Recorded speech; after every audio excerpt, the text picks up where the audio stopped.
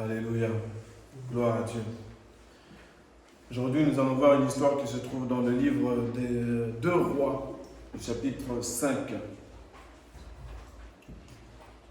2 Rois au chapitre 5, l'histoire de Naaman, la servante de Naaman, Élisée, Géasi, le serviteur d'Élisée, et le roi d'Israël. Voilà les personnages qui vont composer cette histoire.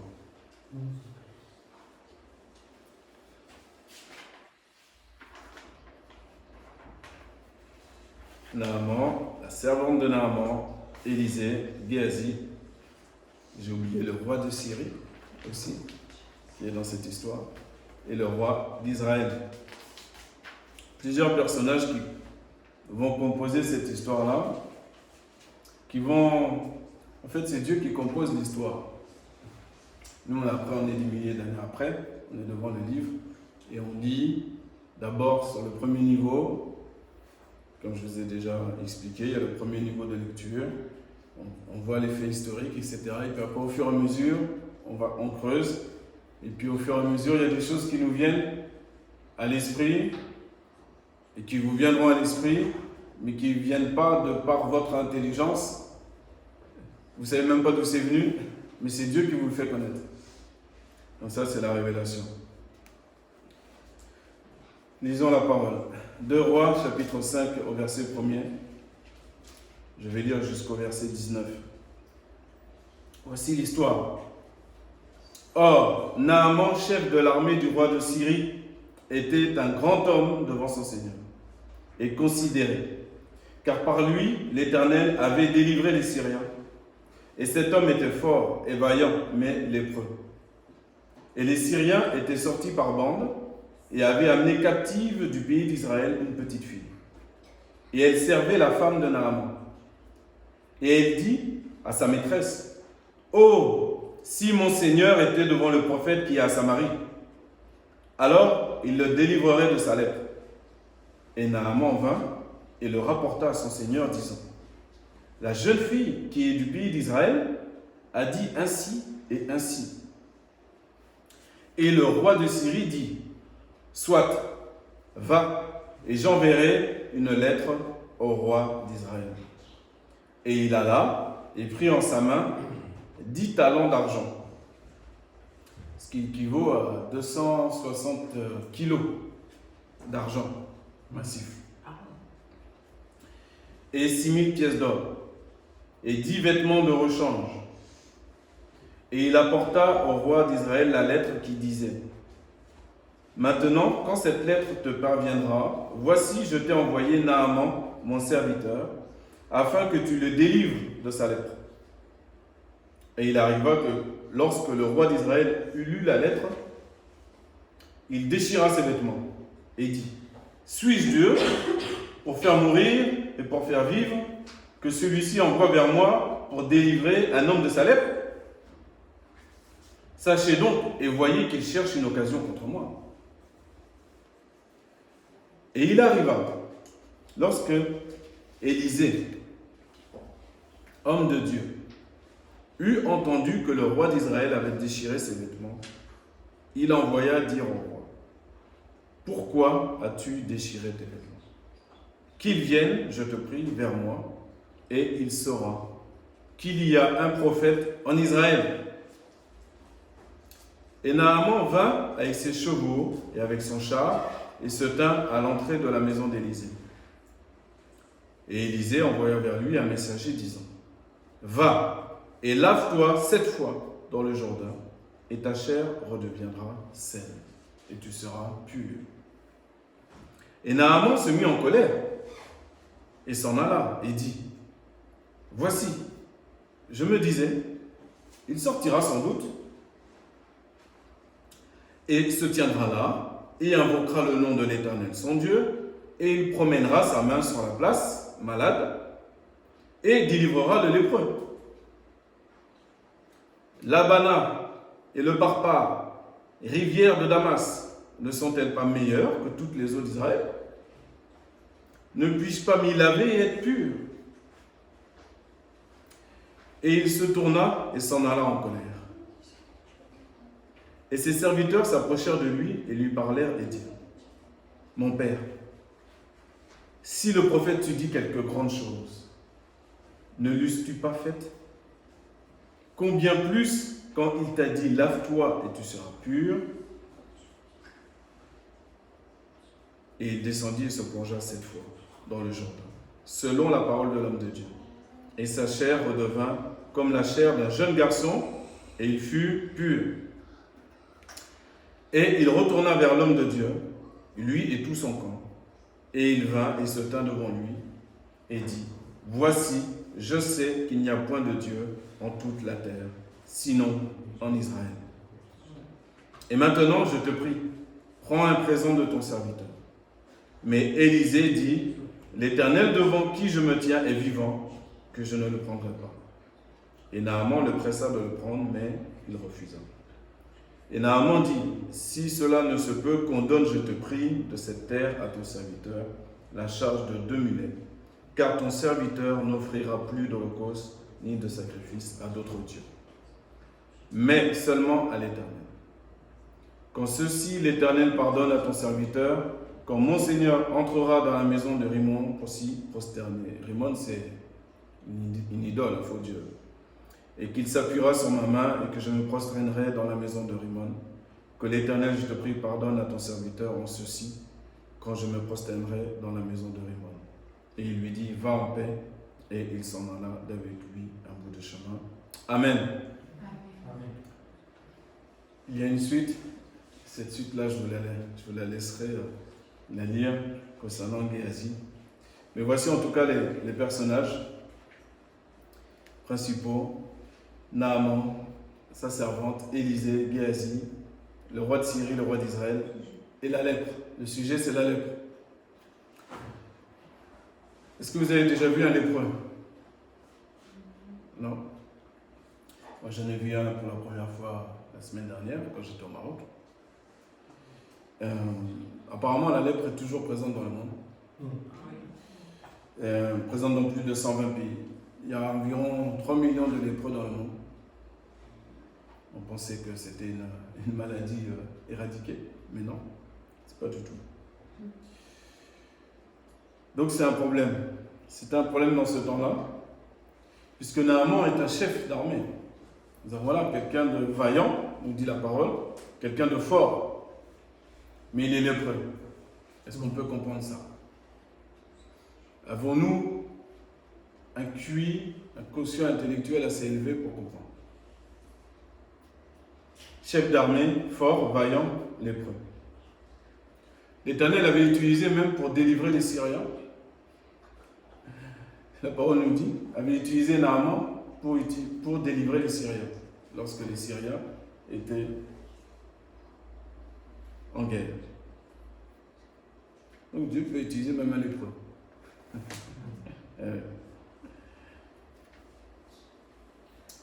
Le message aujourd'hui, c'est Dieu te parle, mais tu ne comprends pas. Dieu te parle, mais tu ne comprends pas. Tu ne comprends pas parce que tu ne connais pas encore. Connaître. On peut avoir des idées sur Dieu, comment Dieu fait les choses. Je pense à une personne parfois que j'ai souvent au téléphone, où même un mardi soir aussi, j'ai dit ça, qu'il faut arrêter de prendre le nom de Dieu pour tout et pour rien. Comme si on le connaissait, comme si on avait une vraie relation proche, pire que Moïse avec Dieu. Des fois, on a l'impression. Non.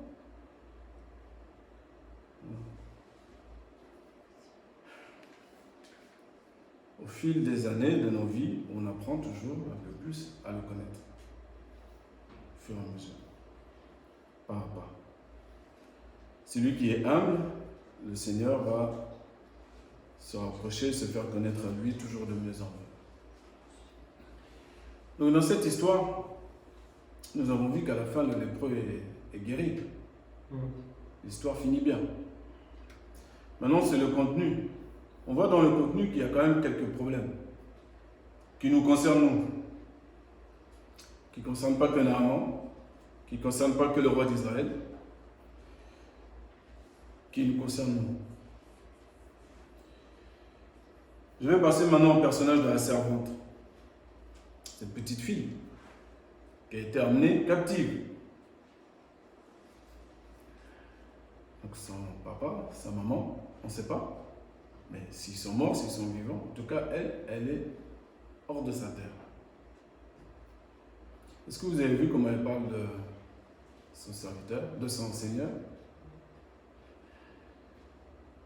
Elle est source de bénédiction. Parfois, tu peux te retrouver dans des situations, tu te dis, qu'est-ce que je fais là? Mais en fait, Dieu va t'utiliser pour être source de bénédiction. Mais tu ne comprends pas encore. Mais ton cœur, il doit toujours être tourné pour le bien de ton prochain.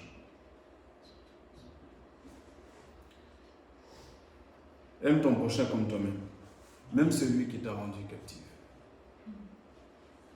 Ah, là, il faut se faire violence. Hein? Ah oui.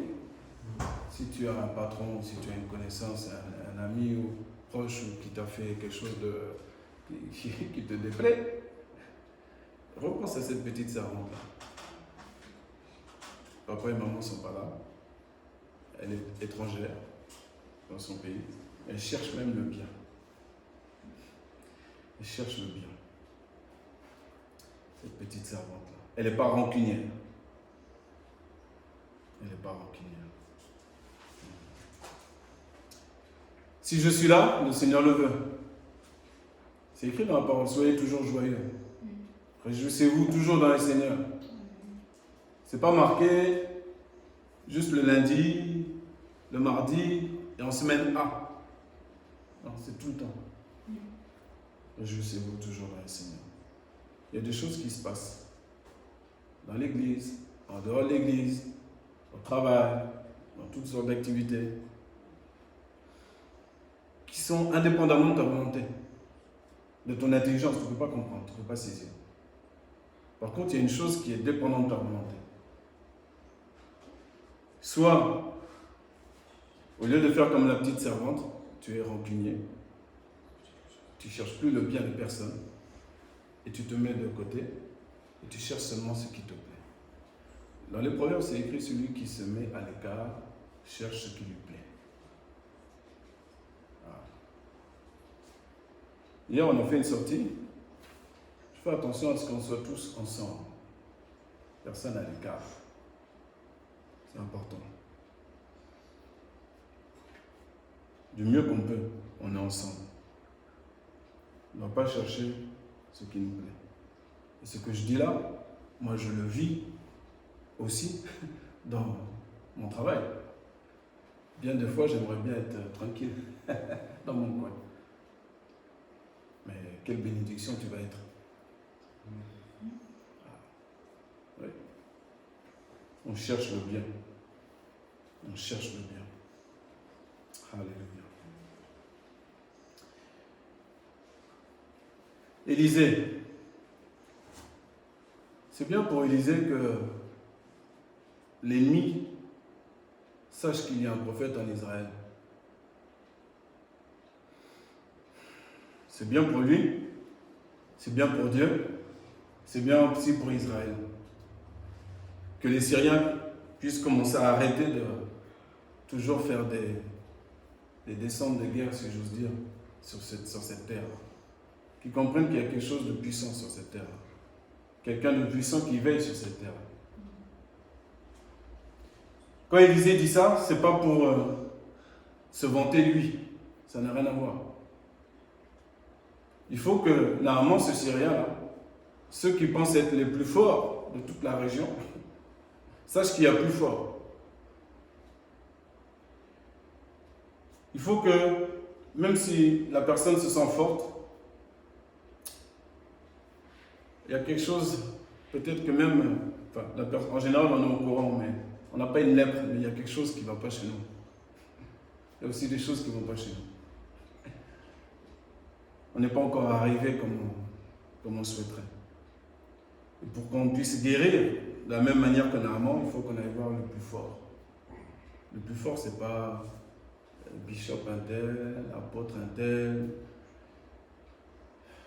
C'est Jésus. Mais est-ce qu'on le croit? Est-ce qu'on le croit?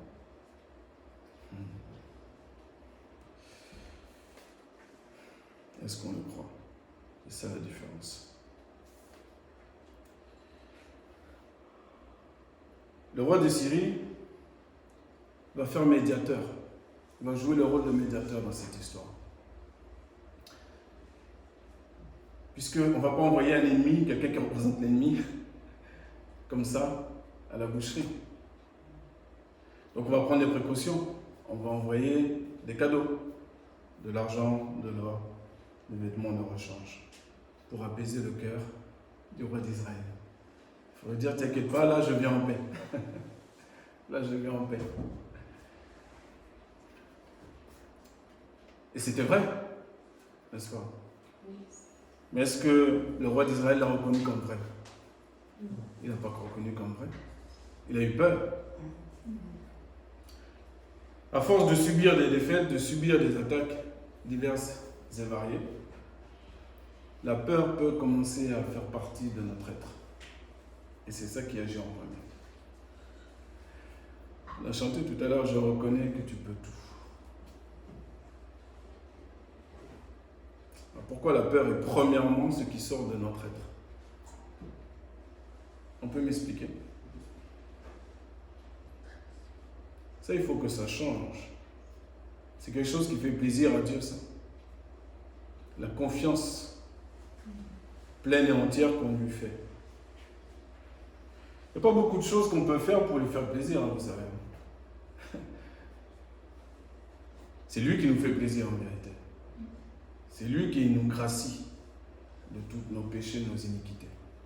Mais si nous, on peut renvoyer un peu, c'est pas en construisant 45 millions d'orphelinats dans le monde, ce sera bien, pas de souci, tu peux construire plein de puits, c'est bien, il n'y a pas de problème.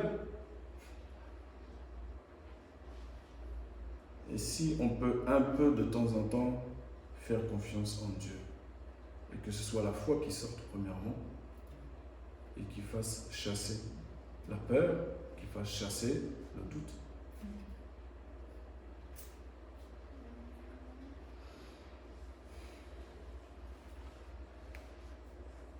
Il a peur.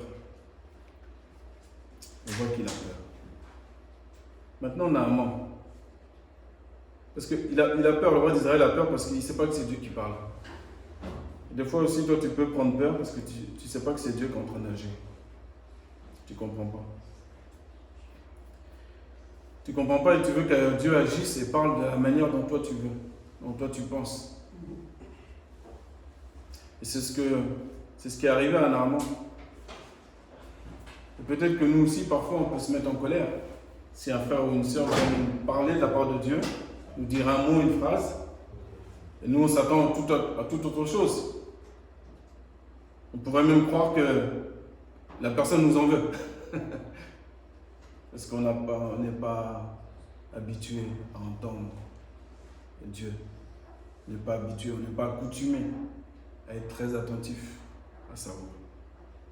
On n'est pas accoutumé. Et l'écoute, c'est quelque chose de très important.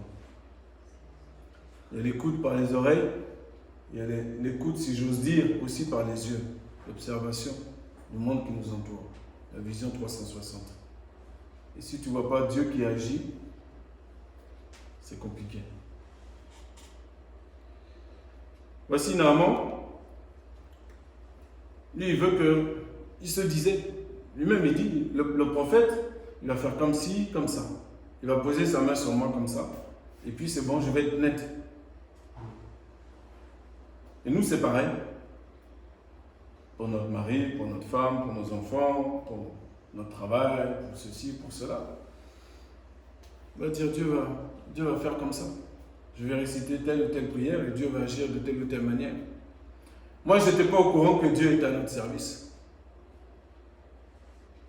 Ce n'est pas le monde à l'envers. On a du mal à laisser Dieu faire comme lui veut. Jésus, il a mis sa propre salive sur la langue d'un muet, d'un sourd et muet. Quelqu'un aurait voulu un autre scénario. Jésus a craché par terre, il a fait de la terre, il a fait un onguent, il l'a mis sur les yeux d'un aveugle. Une autre fois, il a fait différemment.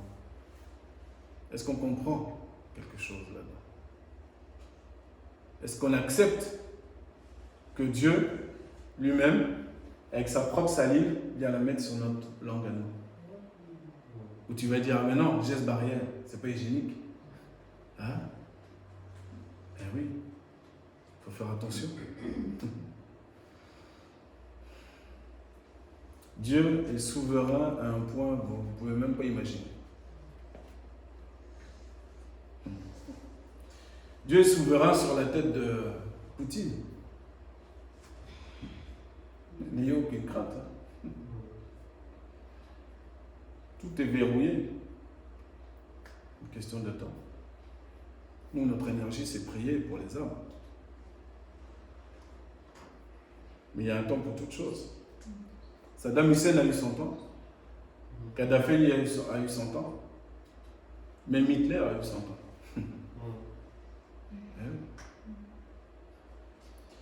Il y en a comme Manassé, après avoir fait des erreurs, des horreurs. Et à la fin de leur vie, ils se réveillent et ils implorent Dieu. Et Dieu, comme il est un, c'est-à-dire il est un, en hébreu c'est Echad. Echad, c'est la même valeur numérique que Ahava. Dieu est amour. Donc, il ne peut pas être insensible au cri de Manassé. Je peux te dire que si toi tu lis tout ce que Manassé a fait, je ne pense pas que tu vas le crasser.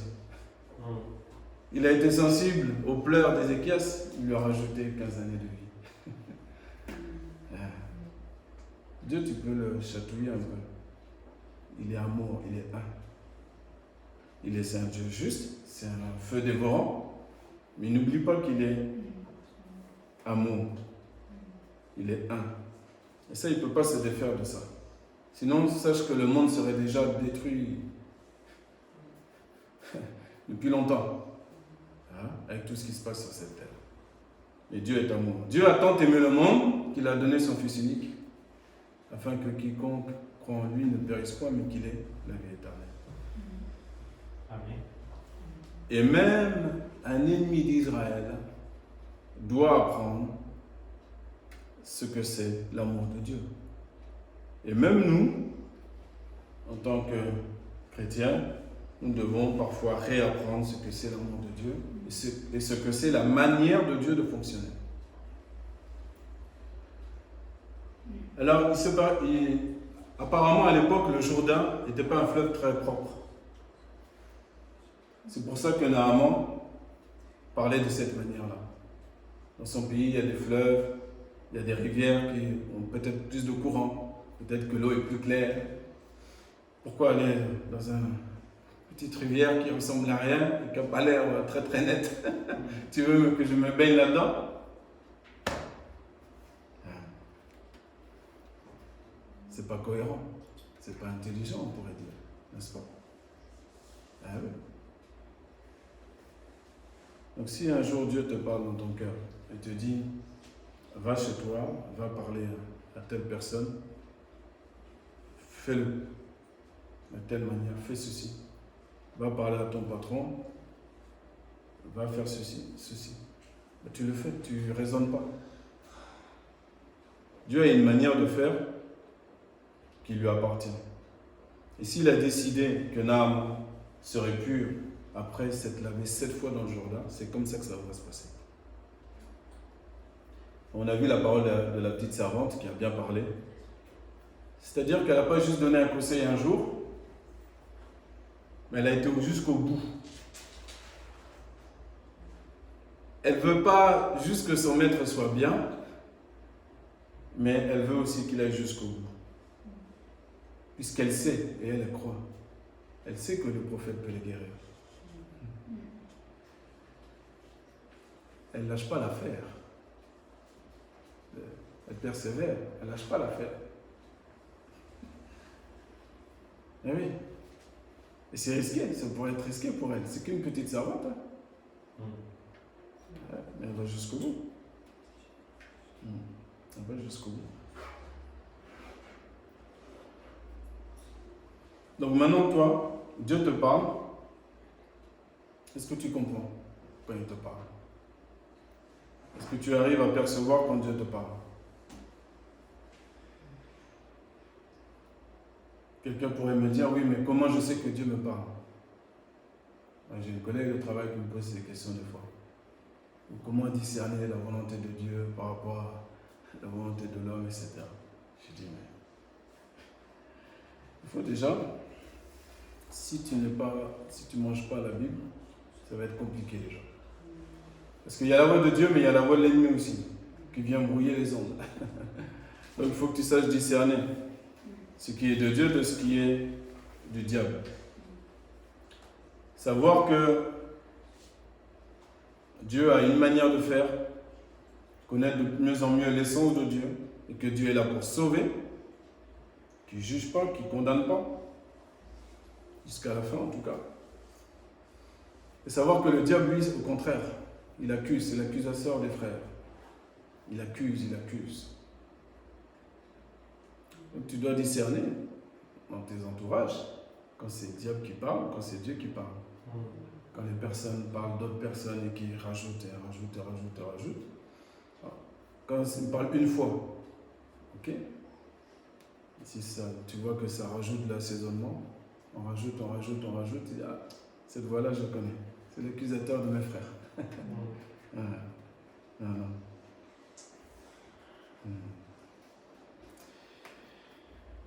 Naaman.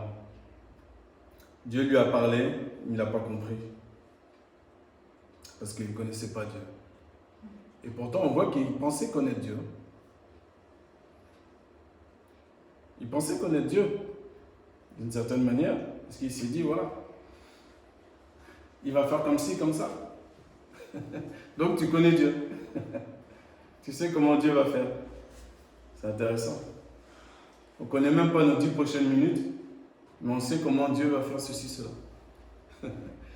C'est merveilleux. On est gonflé. Hein. On a du mal à dire je ne sais pas. Je ne sais pas toute chose, mais la chose que je sais, c'est que ce que Dieu dit, ça s'accomplit toujours. Ce qu'il va me dire, je vais le faire, tel quel, sans réfléchir, sans raisonner. C'est ça qui est important. Naaman, bien que chef d'armée, bien que fort et vaillant, était lépreux. Il avait un problème. Il avait un autre problème, c'était pas physique, c'est le problème de compréhension. Parfois, nous aussi, on a des problèmes de compréhension. On ne comprend pas très bien. Et pourtant, on peut avoir une petite servante à côté de nous, un petit serviteur, ça se trouve, qui ne paye pas de mine, qui pourrait nous parler, mais on ne prend pas garde. Et on pourrait les négliger. Par exemple, dans les livres de Proverbes, vous savez que c'est écrit que la sagesse du pauvre n'est pas écoutée. Il y a des pauvres qui sont très sages, mais ils ne sont pas écoutés. Leur sagesse n'est pas écoutée. Comme l'homme vit dans l'extériorité, le pauvre n'est pas écouté.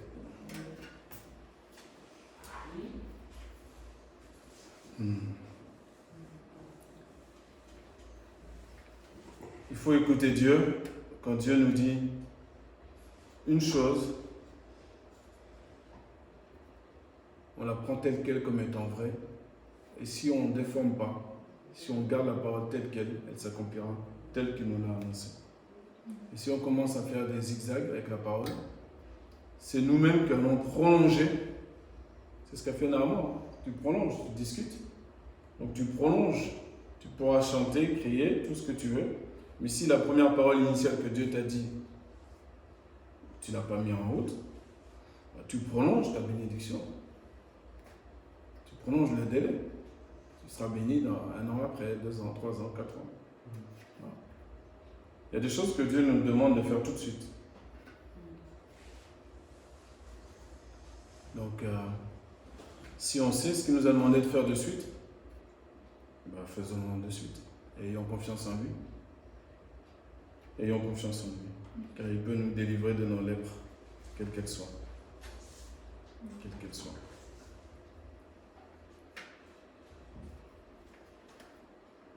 Et sa chair, au verset 14, il nous dit, il est descendu, et il descendit et se plongea 7 fois dans le Jourdain, selon la parole de l'homme de Dieu. Et sa chair redevint comme la chair d'un jeune garçon, et il fut pur. Donc là, là c'est la totale, là c'est parfait. Non seulement il est chef d'armée, il a une stature, il est fort et vaillant, il est costaud, il a des muscles, et en plus maintenant sa chair est pure. Comme un jeune garçon. Il ne lui manque plus rien. Il ne lui manque plus rien, sauf que... Moi, ce qui m'a interrogé, pour finir, ce qui m'a interrogé dans cette histoire, c'est que il a dit à Élisée, en cela on voit qu'effectivement il est son ignorance de Dieu, disant à Élisée que l'Éternel, au verset 18, quand ceci, l'Éternel pardonne à ton serviteur que mon Seigneur entrera dans la maison de Rimmon pour s'y prosterner. C'est-à-dire que le roi de Syrie rentre dans la maison de Rimmon avec Naaman et il s'appuie sur Naaman. Peut-être est-il âgé, peut-être, je ne sais pas. En tout cas, ils rentrent tous les deux dans ce temple d'idole et ils se prosternent. Et Naaman dit aussi que lui-même se prosterne. Et il demande pardon à l'Éternel par l'intermédiaire d'Élisée. Élisée va lui dire va en paix. Quand Élisée dit va en paix, Élisée n'est pas en train de lui dire va dans tous les temples d'idoles, tu peux y aller. Comme je te dis va en paix. Non, c'est pas ça. Élisée ne met pas son grain de sable dans cette affaire. La mission d'Élisée, c'est de guérir Naaman. Que Naaman reconnaisse qu'il y a un Dieu en Israël. Ça, c'est la mission d'Élisée. Mais par contre, Naaman, il peut aller jusqu'au bout. Il peut se faire violence et refuser de rentrer dans ce temple-là. Sauf que si tu refuses, et si tu continues à réfléchir aux conséquences, tu anticipes. Si je fais ceci, si je fais comme ça, ben il va se passer ceci, il va se passer cela, je vais mourir. Le roi de Syrie va me tuer. Si Dieu est avec moi, qui sera contre moi? C'est-à-dire si j'ai un travail, par exemple, où je travaille le dimanche, par exemple 3 dimanches dans le mois, où j'ai reconnu qu'il y a un ennemi derrière ça, qui veut me faire quitter la communion, je peux aller devancer et aller voir mon patron pour lui dire stop. Sans penser chômage, facture, indemnité, rendez-vous pour l'emploi, ceci, cela. Le cerveau, c'est ce qu'il fait. Attention, il calcule bien. Chiffre après chiffre. Non. Il va avec la foi. Il y en a parmi nous qui ont fait. Il y en a d'autres encore qui peuvent faire. Bien sûr. Travaille 6 jours. Il y a 6 jours pour travailler, c'est déjà bien. Donc Naaman aussi, lui aussi, il pouvait dire à son roi qu'il n'allait pas rentrer, puisqu'il a rencontré le vrai Dieu, qu'il l'a rendu pur. C'est pas une petite chose, hein? Dieu t'a certainement sauvé de je ne sais quoi, de toutes sortes de détresse. Donc maintenant, le retour qu'il attend, ou si j'ose dire le retour logique, c'est que nous, on se donne à 100%, à 200%. Moi qui parle, toi qui écoutes.